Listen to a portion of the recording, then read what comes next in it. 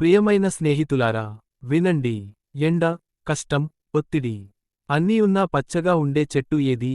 ఒలీవ చెట్టు. ఇది నీ కథ. ఈ రోజు దేవుడు నీ జీవితాన్ని ఒక ఒలీవ చెట్టుతో పోలుస్తున్నాడు. ఎందుకో తెలుసా? దేవుడు నిన్ను బలహీనుడిగా చూడడు. ఆయన నిన్ను పుష్టిగా పెరిగిన ఒలీవ చెట్టుగా చూస్తున్నాడు. ఒలీవ చెట్టు అనగా కష్టాల్లోనే బలపడే విశ్వాసి. నీ జీవితం ఒలీవ చెట్టు లాంటిది. బైబిల్ చెబుతుంది, ఇర్మియా 17వ అధ్యాయం 8 వచనం. ఎండలోనూ అది పచ్చగా ఉంటుంది. ఒలీవ చెట్టుకు సౌకర్యమైన నేల అవసరం లేదు. రాళ్ల మధ్య, ఎండలో, కష్టాల్లోనే అది బలపడుతుంది. విశ్వాసి కూడా సౌకర్యంలో కాదు, పరీక్షల్లోనే బలపడతాడు.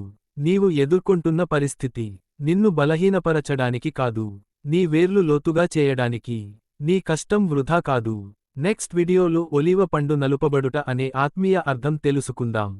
Follow for more Bible shorts.